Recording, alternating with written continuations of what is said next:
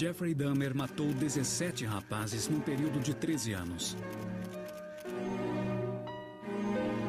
Ele mutilava as vítimas para ter prazer sexual, guardava partes do corpo e, já no fim, comia as coxas, bíceps e corações. Mas como essa criança aparentemente inocente se tornou um dos mais terríveis criminosos em série do mundo? As circunstâncias levaram Dahmer a homicídio e canibalismo, ou ele nasceu para matar?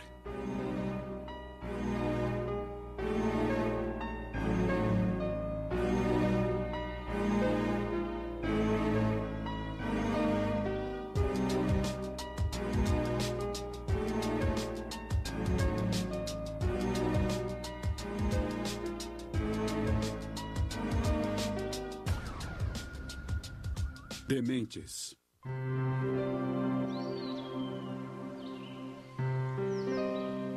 Jeffrey Dahmer é um dos criminosos em série mais conhecidos dos últimos tempos. O seu nome é sinônimo de mutilação, necrofilia e canibalismo. Quando você pensa nos crimes que ele cometeu, eles são tão terríveis que você imagina que só um homem louco, só uma encarnação do mal, faria algo assim. Mas quando você conversava com Jeff Dahmer, não era essa impressão que ele passava. Ele podia ser simpático, inteligente, espirituoso, bem-humorado. Ele conseguiu enganar muita gente. Quem trabalhava com ele não fazia ideia de que ele era um homem violento. Essa era parte do grande perigo de Jeffrey Dahmer. Ele poderia almoçar com você ou comigo e nós não perceberíamos que ele era uma pessoa violenta. Jeffrey Dahmer não era um indivíduo de aparência estranha. Ele tinha boa aparência, ele falava bem, era articulado. Nunca teria passado pela minha cabeça que era um maníaco homicida. Para mim, ele sempre foi uma figura trágica, o que é difícil para muita gente entender. Mas eu não o vejo, sabe, como um monstro assassino em série. Eu o vejo como um rapaz que foi perdendo o controle e que ninguém conseguiu deter.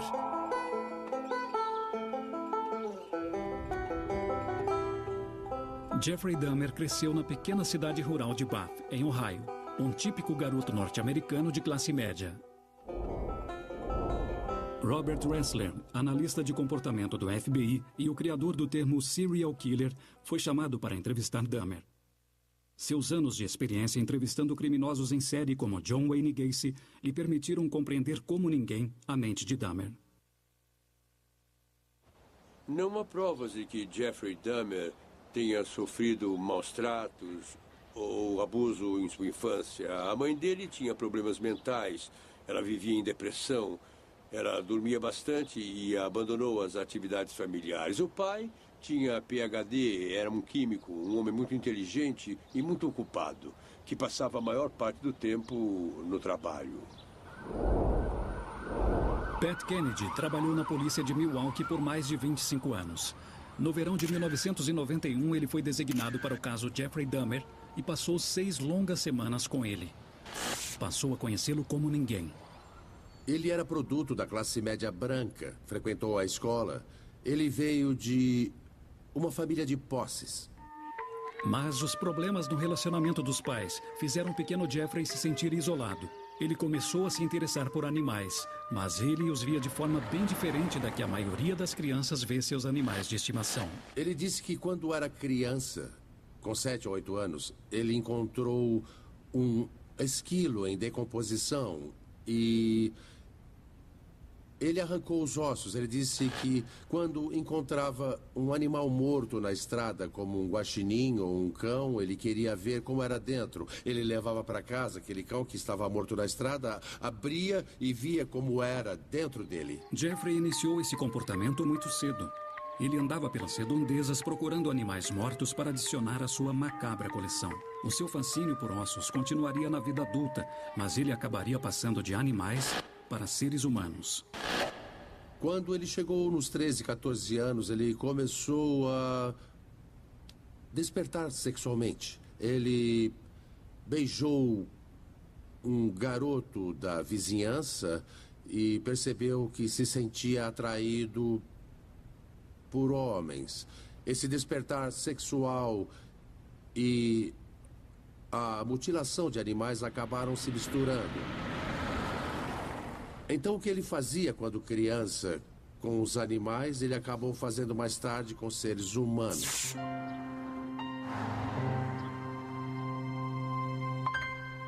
John Backderf conheceu Jeffrey Dahmer quando eles estudaram juntos aqui, no Colégio Revere, em meados dos anos 70. John, cujo nome artístico é Durf, criou uma história em quadrinhos ilustrando a sua adolescência com Dahmer.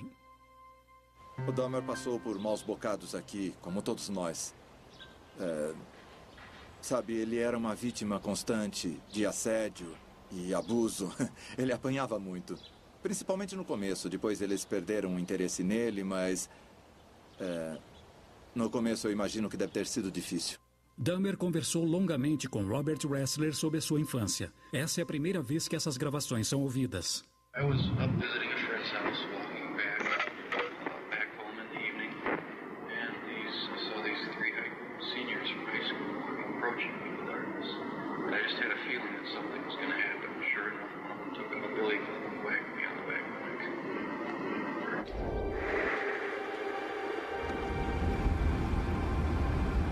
Quando chegamos ao ensino secundário, de repente ele enlouqueceu. Ele começou a beber e ele perdeu o rumo. Nessa época, Dahmer havia descoberto que a bebida era uma forma de aplacar a dor causada pela confusão de sua sexualidade e suas fantasias sinistras. Did you have problems with daydreaming where you didn't concentrate in school? Well, in junior year, that's when I started drinking, so that was a problem. Yeah. Were you ever called on the carpet for that? A couple times. Yeah. Or did you have problems as a result of that? I was punished for it. Yeah. Claro que alguém que fica bêbado às 7 da manhã não é bem visto. Ele chegava na escola cheirando a álcool. Jeffrey era um adolescente solitário que falava pouco. Quando ele foi o centro das atenções, foi acidental. Eu estava trabalhando no anuário da turma com uns colegas e a gente chamou o Dahmer para entrar em várias fotos para o anuário. E uma delas era da National Honor Society, da qual ele obviamente não era membro. Aí, quando o conselheiro viu, ele riscou o rosto dele na foto que ia ser impressa, o que é uma espécie de símbolo da juventude desperdiçada dele. Um rosto pintado de preto, um garoto que não existia. Embora aparentasse tranquilidade em permanecer à sombra, Jeffrey precisava desesperadamente chamar a atenção sobre si próprio. A gente fazia uma vaquinha e levantava $35 para ele fazer uma apresentação no shopping. Suas imitações de convulsões, ataques epiléticos e outros atos esquisitos.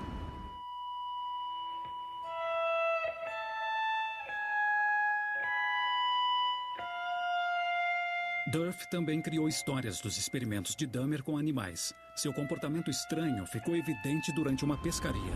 Ele tirou um peixe d'água, só um peixe-lua pequeno. Aí pegou um canivete e retalhou o peixe inteiro. Aí um amigo meu perguntou, por que você fez isso? E o Dahmer respondeu, eu só queria ver como ele era. Na adolescência, como uma extensão de seu fascínio infantil por animais mortos, Dahmer começou a elaborar fantasias sexuais com homens mortos ou inconscientes. Dahmer me contou que, em certa ocasião, ele leu no jornal sobre um jovem que havia morrido num acidente de motocicleta e que ficou apaixonado pelo indivíduo só de ver a foto.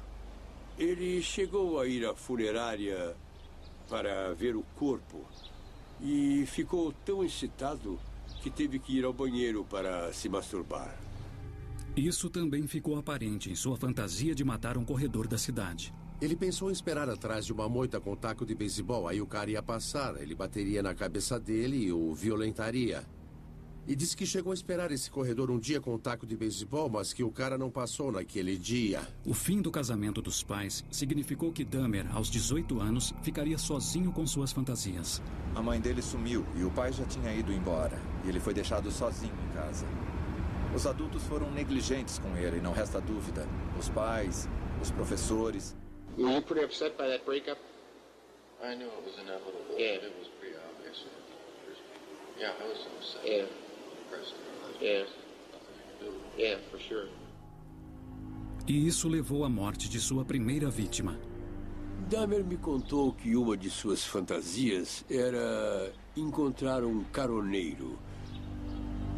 E ele teria cintura fina, ombros largos, estaria sem camisa e teria quase nenhum pelo no corpo. Então, ele daria carona para esse homem e eles se divertiriam muito, teriam muitas aventuras sexuais. Ele estava dirigindo pela estrada e viu esse caroneiro das suas fantasias. O alvo das fantasias de Dahmer foi Stephen Hicks, de 16 anos. Hicks estava indo de carona para um festival de verão. Essa era uma forma de transporte comum na Ohio dos anos 70. Hicks não fazia ideia de quem encontraria nesse carro. Ele levou o rapaz para casa. Eles beberam álcool. Acabaram ficando meio bêbados, mas quando o rapaz quis ir embora, o Jeff não deixou que ele fosse embora porque estava se sentindo solitário e também estava bêbado. Ele disse que quando tentou impedir que o rapaz fosse embora, houve uma luta. E enquanto eles estavam lutando, o Jeff pegou um haltere e bateu na cabeça dele. Disse que quando bateu, ele não queria matar o rapaz, só queria impedir que ele fosse embora. Dahmer retalhou o corpo e colocou em sacos de lixo pretos. Ele os colocou no carro e estava indo jogá-los fora quando foi parado por um policial por uma pequena infração de trânsito.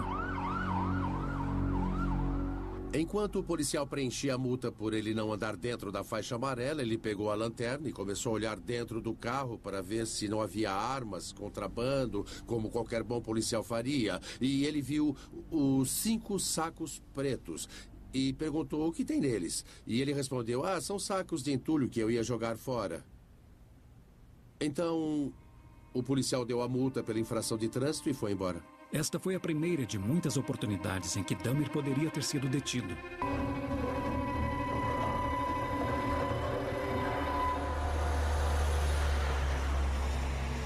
Esta era a casa do Dahmer. Foi aqui que ele matou a sua primeira vítima. Ele o levou para um porão e parece que ele desossou o corpo lá embaixo. E quando os policiais entraram lá e acenderam a luz, tudo, o teto, o chão, as paredes, tudo estava coberto de sangue ressecado. Ele então esmagou os ossos com uma marreta, foi para o meio do bosque e rodou 360 graus, espalhando os restos mortais. Ele disse que nas semanas seguintes leu sempre o jornal para ver se saía alguma coisa sobre o desaparecimento do rapaz, mas não saiu nada. Então, ele percebeu, ninguém vem atrás de mim. Eu matei um cara e ninguém sabe. Eu sou gay e ninguém sabe disso. Então, desde o início, esses segredos tornaram-se parte da vida dele, mas eles também o torturavam. E depois disso, a coisa só cresceu. Só 9 anos depois, Dahmer mataria de novo. Mas ao reincidir, ele não conseguiria mais parar.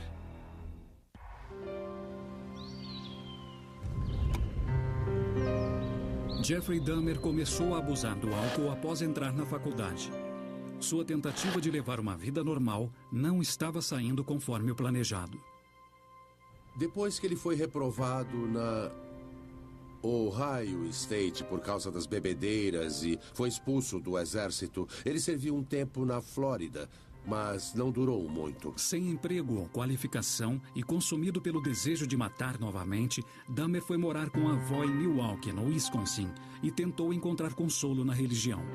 E ele disse que quando veio morar aqui e ia à igreja com a avó aos domingos, ele tentava ler a Bíblia, ficou totalmente longe do mundo homossexual, que tentou não se envolver com nada que fosse gay.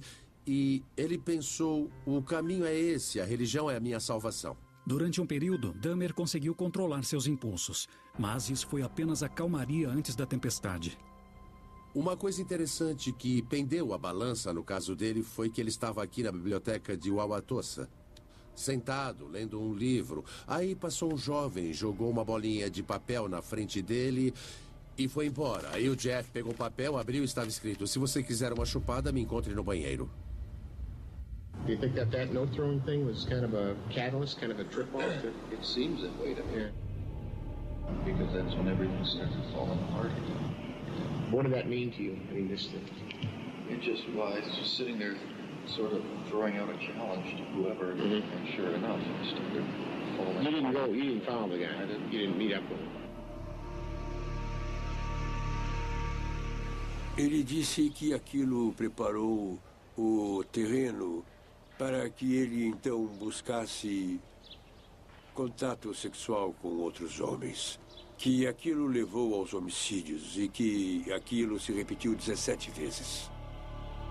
Incapaz de se relacionar com as pessoas, mas desesperado por satisfazer seu desejo de sexo necrofílico, em 1985, Dahmer começa a frequentar saunas gays, onde pode levar seus parceiros a um cubículo e drogá-los. Ele era um amante muito egoísta. Ele queria ser o ativo. Ele não aceitava ser o passivo na relação homossexual. Na verdade, ele gostava de sexo oral e anal, mas não queria que fizessem sexo anal nele. Sexo para Dahmer era uma forma de obter e exercitar o controle físico. Mas quando surgiram rumores de que ele estava drogando jovens, ele foi banido das saunas gays e acabou usando hotéis. O Jeff encontrou um indivíduo num bar e o convenceu a voltar com ele para o seu quarto aqui no Hotel Ambassador. Então ele levou o rapaz até o hotel, misturou uma droga na bebida e, segundo o próprio Jeff, ele também apagou. Quando ele acordou, viu o rapaz deitado ao lado dele, morto, com marcas de espancamento no rosto, no peito, no corpo. E o Jeff percebeu que o havia matado, mas ele não se lembrava de nada, porque tinha tido um apagão. Ele foi a uma loja de departamentos do outro lado da rua e comprou uma maleta bem grande, ou uma mala pequena, digamos, e levou para o quarto. Enfiou o corpo dentro e até pediu para um funcionário do hotel ajudá-lo a levar a mala até a rua, onde ele pegou um táxi. O taxista o ajudou a colocar a mala no porta-malas e brincou com Dahmer. Que mala pesada, amigo. O que é que tem aqui? Um corpo? Aí o Dahmer disse, é isso. E os dois riram muito. After the ambassador one, did you find that pleasurable or was that equally frightening? Yeah. For what reason was that one frightening? Because it was totally unplanned. It was a total surprise to me that it happened. That it happened, yeah. Para a população de Milwaukee, foi o começo de uma matança que duraria 5 anos. O promotor público Michael McCann lembra bem dessa época. Dahmer matou 16 jovens entre 1987 e 1991. Não imaginávamos que um assassino em série estava atuando em nossa cidade. A partir daquele momento, Dahmer continuou a matar. Às vezes, meses, semanas ou apenas dias se passavam entre os homicídios. Após ter matado 4 homens em agosto de 1988, Dahmer cometeu um erro fatal. A sua 5ª vítima conseguiu fugir. A polícia foi chamada e Dahmer foi preso por molestar e tirar fotos de um garoto de 13 anos. Como a polícia e os advogados desconheciam seus terríveis homicídios, ele foi condenado a apenas 12 meses numa penitenciária de segurança mínima. O advogado de defesa foi Gerald Boyle. Ele passou o primeiro ano numa penitenciária municipal muito desconfortável, de onde só podia sair para trabalhar. Foi uma pena muito difícil. Então o juiz lhe deu uma sentença bastante severa, mas ninguém imaginava que ele já havia matado 4 pessoas naquela época. A sentença de Dahmer foi reduzida depois que ele fez um apelo desesperado ao tribunal, afirmando que havia feito algo deplorável e prometendo jamais fazer de novo. Mas ele faria, e logo. Dahmer precisava morar sozinho. Ele saiu da casa da avó e alugou o apartamento 213 no edifício Oxford. Era aqui que ficava o prédio. A prefeitura não tomou nenhuma providência. E o terreno está aí abandonado. O prédio era assim de lado. Era um bloco branco baixo de 3 andares com 36 apartamentos. Por trás desta porta havia um lugar onde Dahmer satisfazia suas fantasias e cometia violências indescritíveis. Um local de morte e destruição.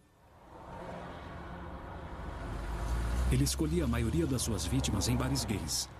Esta área aqui é onde o bairro gay começa. Esse endereço aqui, o número 219, ele gostava de frequentar. Havia shows de drag queens. Ao lado tinha o Celavi, outro lugar que ele gostava. Seguindo aqui tem mais alguns. E as pessoas o achavam o máximo. Ele era um cara bonitão. Todo mundo o achava bonito. Puxa, eu queria ter com as mulheres a sorte que esse cara tinha com os homens. Ele sempre conseguia transar. E ele não matou todos os caras com quem se relacionou. O bartender Tony Timer se lembra bem de Dahmer. Ele chegava no bar, pedia um drink e ia se sentar num canto. Ele vivia no mundo dele como se estivesse sempre esperando algo acontecer. E obviamente era isso mesmo. Foi aqui que Dahmer conheceu um grande amigo de Tony, Ed Smith. O Ed era uma pessoa extrovertida, alegre. Era impossível não gostar dele. E o Dahmer também gostou. Os dois se conheciam muito bem. Tão bem que ele ficou à vontade para ir à casa do Ed e tirar algumas fotos.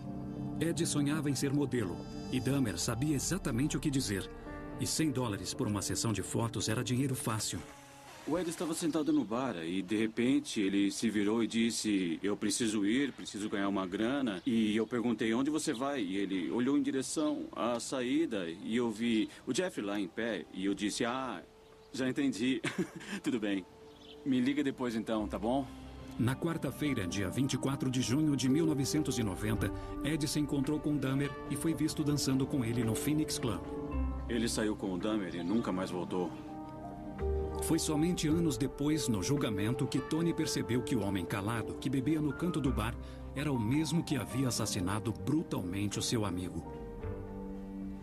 A comunidade foi destruída, sabe? As pessoas pararam de sair. Aquilo não só me afetou, como abalou a minha vida. Mas o alvo de Dahmer não era apenas a comunidade gay. Ele era um assassino oportunista que estava sempre à caça de presas em potencial. Uma das vítimas dele estava bem aqui, num ponto de ônibus. Era um jovem rapaz do norte de Michigan que estava aqui visitando. E o Jeff Dahmer o viu naquele ponto de ônibus ali na frente daquele McDonald's. E o convenceu a ir para casa com ele. Foi o fim do rapaz. Alguns dos homens que ele matou eram homossexuais, outros não. Ele os abordava e dizia que queria tirar fotos deles e os levava ao apartamento dele. No apartamento, ele já deixava preparado uma bebida e os induzia a tomar. Ele disse que quando trancava a porta e a pessoa estava dentro do apartamento, ele ficava mais agressivo, se sentia mais poderoso. Era quase como uma mudança psicológica. E ele se sentia mais excitado sexualmente. Ele ouvia o batimento cardíaco deles e aprendeu até a detectar quando eles começavam a sair daquele coma induzido pela droga, porque a respiração começava a ficar mais curta e forte em vez de profunda, que a droga induzia, e aí ele sabia que era hora de matá-los. Ele então fazia sexo oral neles antes de estrangulá-los e desmembrá-los, geralmente mantendo suas partes do corpo prediletas no apartamento durante dias e dias. Às vezes ele fazia sexo com os indivíduos enquanto eles estavam inconscientes, mas sempre fazia depois que eles eram mortos. Então, eu creio que se tornou uma preferência, porque assim ele não tinha que lidar com as conversas, ele não tinha que lidar com as negações e as rejeições, ele estava no controle total da situação. Ele levava todas as vítimas para o seu apartamento, onde podia ter prazer nos rituais que ele precisava praticar. Os atos sexuais combinados com a mutilação dos corpos. Ele chegava do trabalho e fazia sexo com o cadáver. Ele dormia com o cadáver, deitava ao lado. acariciava e fazia sexo com ele. Ele era muito fascinado pela ideia de abrir um corpo, ver os órgãos internos saindo, e vários dos corpos foram mantidos numa banheira cheia de gelo durante a semana, porque ele tinha que ir trabalhar, para ele poder aproveitá-los no fim de semana, quando ele tinha mais tempo de ter prazer com esses corpos. Para isso, ele disse que tinha que tomar banho frio para não derreter o gelo. Era desconfortável, mas valia a pena. Uma forma de entender as fantasias obscuras de Dahmer é conversar com alguém que compartilhe de seu interesse em cadáveres. Nico Claus é mais conhecido como o Vampiro de Paris. Assassino e canibal condenado, Claus matou um homem a sangue frio em outubro de 1994. Ele cumpriu apenas 7 anos de prisão e hoje está livre para andar nas ruas. Eu realmente me identifico com uma pessoa como ele. Eu entendo o que se passava na cabeça dele, quais eram as obsessões dele. Ele estava muito interessado na estética da morte, que eles parecessem belos aos seus olhos. Por isso ele fotografava as vítimas. Ele as colocava em posições diferentes. Yeah, what was the idea of the posing there? It was just a way to exhibit control, the way I wanted them to look, and to accentuate the physique. Keeping these photographs then was important to you as well. I'd use it for masturbation. Yeah, and you had a lot of them. Aquilo continuou e foi ganhando força. A paixão e a lascívia foram aumentando.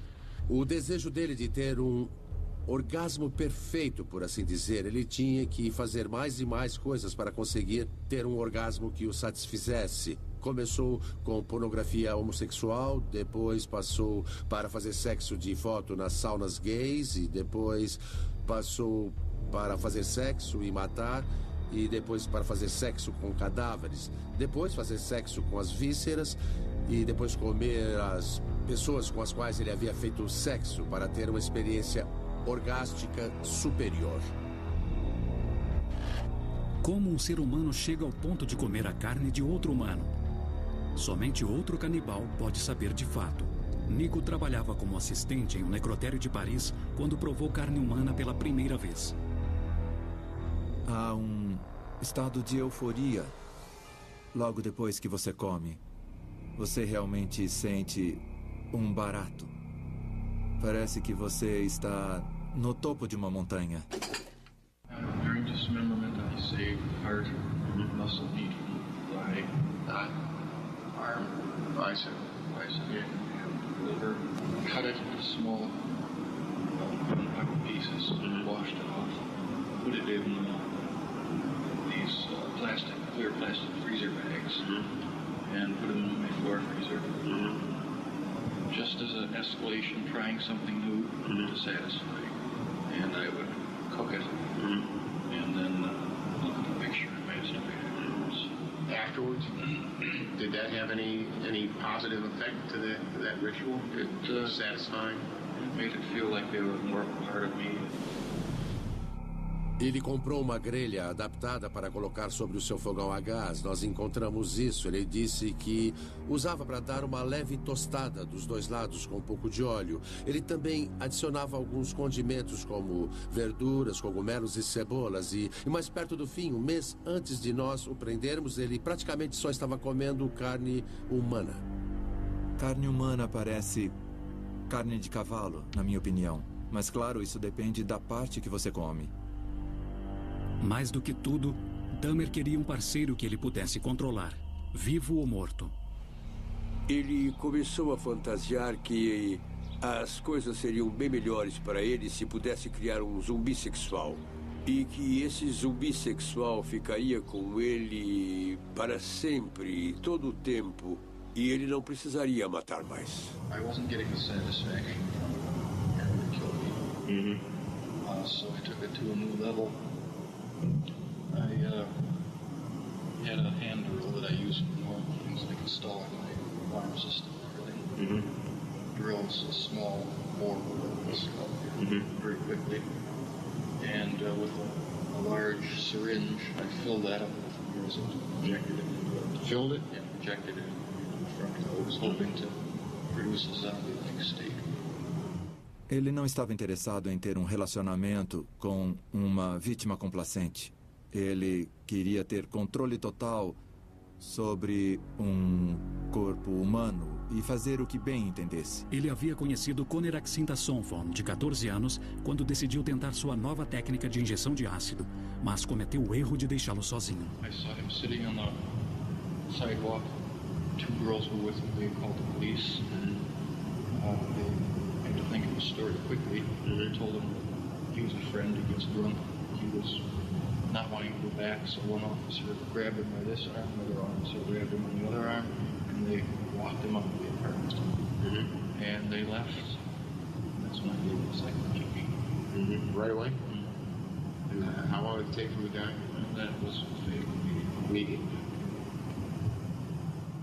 E mais uma vez, como muitas vezes antes, a polícia se deixou enganar pelo lado cortês da dupla personalidade de Jeffrey Dahmer. Mas com os corpos empilhados e o cheiro forte vindo de seu apartamento, não demoraria para ele começar a chamar a atenção sobre si. O Jeff disse que esse era um problema constante, o fedor.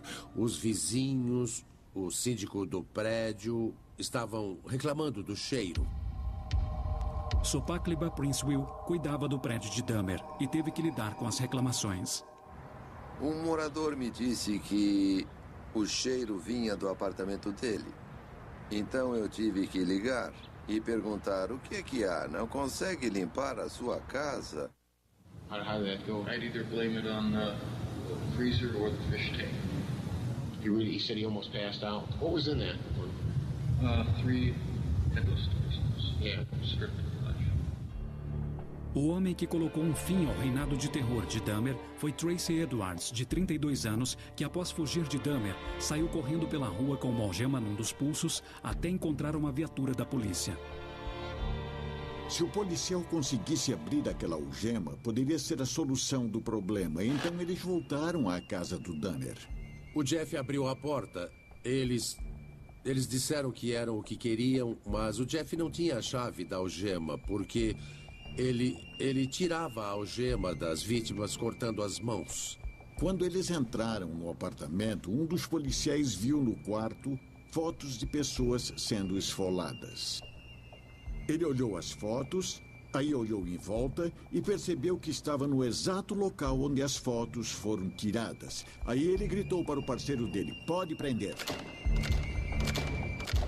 Quando eu cheguei, eu vi o Dahmer algemado no chão e um dos policiais me disse para olhar na geladeira. Quando eu abri a geladeira, o que eu vi foi uma geladeira vazia. E lá tinha uma caixa de papelão contendo a cabeça cortada de um homem negro. A boca e os olhos estavam abertos. Eu devo dizer que o interior da geladeira estava imaculadamente limpo. No fundo tinha uma caixinha de bicarbonato de sódio. E na porta tinha condimentos, mostarda, ketchup, pimenta. Eu senti medo dos pés até o topo da cabeça. Não dá para entender uma coisa tão bizarra. A carnificina de Dahmer havia chegado ao fim. O que motivava Jeffrey Dahmer a matar, desmembrar e comer as suas vítimas? Ele era são ou louco? Jeffrey Dahmer tinha apenas 18 anos quando tirou a vida da sua primeira vítima. 9 anos depois, ele sentiu a compulsão de matar novamente. Foi depois disso que as mortes se somaram. Ele continuou a matar e durante anos conseguiu escapar. Ninguém suspeitava que o garoto negro de classe média tivesse feito nada errado. Eu mencionei uma longa lista de erros para o juiz que deu a sentença, o primeiro policial que o deixou partir em Ohio. Quando ele foi solto a primeira vez foi incondicional, mas nenhuma vez durante aquele tempo um oficial da condicional foi ao apartamento dele, muito menos fez uma visita surpresa ao apartamento dele. Havia também uma ordem judicial para que ele frequentasse um psicólogo uma vez por mês e em certos dias ele havia matado uma pessoa no fim de semana, cortado em pedaços e jogado fora. Aí ele sentava lá, conversava com o psicólogo, inventava uma história e era liberado. Desta vez foi diferente. Ele foi colocado sob custódia e eles não o deixariam sair da prisão. Sabendo que havia chegado ao fim, Dahmer dispensou a presença de um advogado. De meia-noite até as primeiras horas do dia seguinte, ele começou a revelar a verdade chocante por trás de seus atos hediondos. Ele não nos contou que comia gente logo de cara, mas eles haviam encontrado no freezer pedaços de corpos embalados e preparados. Coxa, bíceps, coração, fígado. Kennedy conduz o interrogatório. E a pergunta mais pertinente é: por quê? Havia doença mental na família dele, mas isso não é um estigma. Muitas famílias têm doenças mentais. O fato de seus pais viverem brigando quando ele era pequeno, o fato dele se sentir abandonado, todos esses fatores juntos poderiam produzir? Quem sabe? Será que os problemas na adolescência haviam deixado Jeffrey com medo do abandono e afetado a sua vida adulta? Nós conversamos sobre amor. Eu disse: Jeff, por que você simplesmente não arrumou um namorado? E você não precisaria ter matado ninguém. Ele disse: as pessoas sempre vão embora. Eu nunca consegui uma pessoa que ficasse comigo. Então eu vi que a única forma de manter alguém era matando. Porque ao comer literalmente a pessoa, ela se tornava parte de Jeff Dahmer. O Dahmer afirmou que não houve uma só vítima de seus crimes que ele não amasse, com quem ele não quisesse ficar para sempre. Tudo acabava sempre da mesma forma. Quando eles tentavam ir embora, eles morriam. Nem mesmo o próprio Dahmer sabe dar uma explicação. What do you account to the fact that you're getting into this so often? The fact that I was desperately trying to make it so it satisfied what it never did. Mas seria simplesmente porque ele não achava o que estava procurando? You met somebody who consensually would set up a living arrangement with you. Would you have abandoned then the procedure that you stayed with? The person would have had to be totally compliant, willing to do whatever I wanted.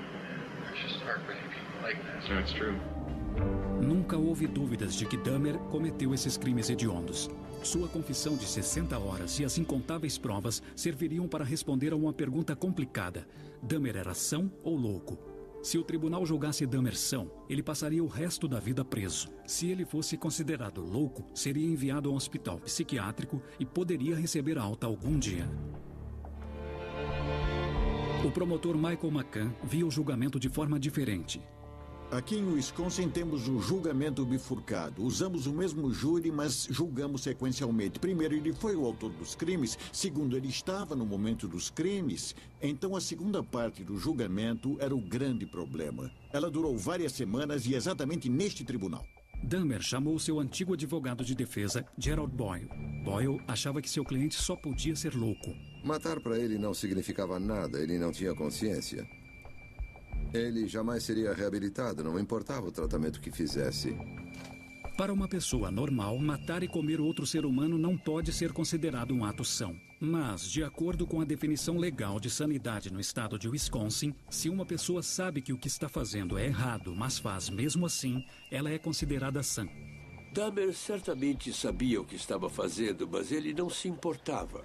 Ele justificava o que estava fazendo de acordo com seus próprios critérios. Ele sabia que era ilegal. Depois que mata um certo número de pessoas, você perde todo o contato com a moralidade. Você não se sente mais constrangido pela moral que nos une. Dahmer permaneceu impassível durante o veredito diante do juiz e dos parentes das vítimas que ele havia matado e desmembrado. Ele foi considerado são e condenado à prisão perpétua no dia 17 de fevereiro de 1992. Uma vez me perguntaram quantas pessoas é preciso matar e comer para ser considerado louco em Milwaukee. O que eu posso dizer é que todos que conheceram Dahmer, e creio que os melhores psiquiatras, afirmaram que Dahmer era são. Isso é muito mais assustador do que crer que Dahmer era louco. Eu acho que ele era são e tragicamente mau. Acho que foi justificável pelo que ele fez. Ele precisava ser retirado da sociedade para sempre, para o resto da vida. E acho que era o que ele merecia e foi o que ele teve. Nós tivemos 15 votos de culpado e 15 votos de são ao cometer os crimes. E claro, a sentença do tribunal foi tão longa, mais de 900 anos, que ele jamais teria sido solto. Quando Dahmer foi enviado para a penitenciária de segurança máxima em Colômbia, ele entrou em contato com os sacerdotes e começou a ler a Bíblia e a frequentar a capela.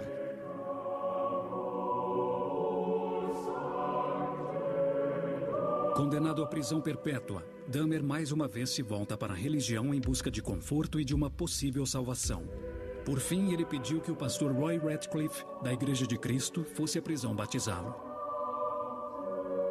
Quando eu concordei em batizá-lo, ele soltou um grande suspiro de alívio.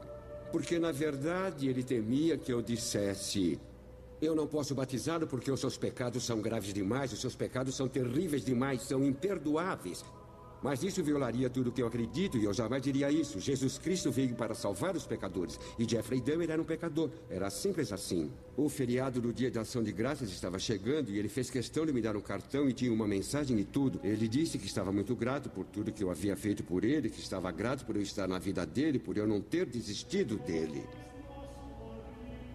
A única emoção que ele confessou com relação às mortes foi o amor e não o ódio. Eu nunca percebi nenhuma malícia ou raiva em relação a nenhuma das vítimas dele. Isso é tudo.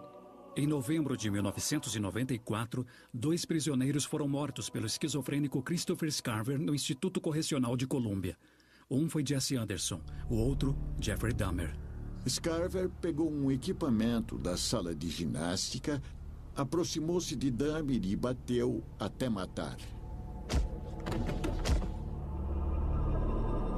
Aí ele atravessou a academia e bateu em Anderson. Ele sabia que seria morto caso fosse colocado com a população carcerária. Conversando com os investigadores, eles disseram que o preso que foi morto com ele, o Jesse Anderson, tinha várias marcas de defesa por tentar deter o Scarver. Mas Jeff Dahmer não tinha nenhuma marca de defesa e todas as marcas, desde a primeira, foram aqui na cabeça. E uma coisa que eu achei muito interessante nesse caso foi que ele foi morto com um halter, que foi o mesmo instrumento que ele usou para matar sua primeira vítima. Ele era um jovem por quem eu nutria amizade, então eu perdi um amigo e fiquei muito chocado, então foi difícil acreditar a princípio. Eu senti pena por ele ter sido espancado até a morte por outro preso. Isso não é certo. Isso não pode acontecer numa penitenciária. Eu fiquei um pouco abalado. Eu não sei se isso significa que eu não sou tão machão quanto imaginava, mas eu senti um grande conflito, porque eu o conhecia e o via como uma figura trágica. Muito trágica. Eu fiquei triste por ele ter morrido, porque eu acho que ninguém merece morrer assim.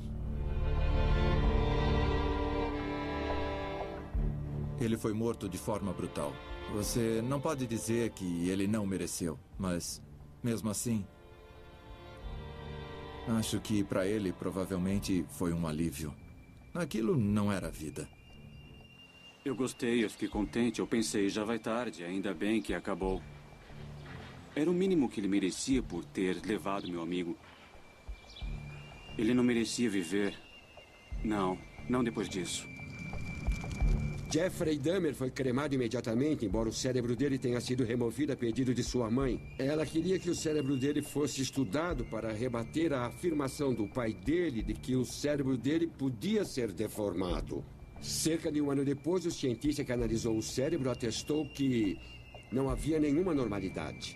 Então, o comportamento de Dahmer se deveu simplesmente à educação? Será que ele não nasceu para matar? Eu não acho que ele nasceu assim, eu acho que foi o ambiente. Eu creio que qualquer pessoa que na mais tenra idade é vítima de uma solidão atroz, provavelmente vai ter sérios problemas mais tarde na vida, de alguma natureza. Ele escolheu o mal? Sim. Ele era uma pessoa má?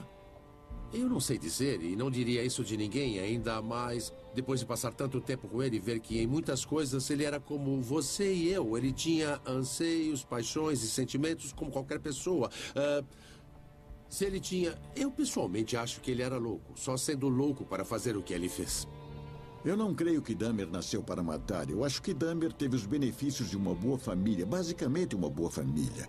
Ele morava numa região boa, teve acesso a boas escolas Só que escolheu não aceitar nada disso. Quaisquer que sejam os fatores que levaram Dahmer ao caminho da destruição, levará muito tempo até que a cidade de Milwaukee volte à normalidade. Ele assustou a cidade. Ele fez uma coisa que demorará gerações para cicatrizar. Para algumas pessoas, jamais vai cicatrizar.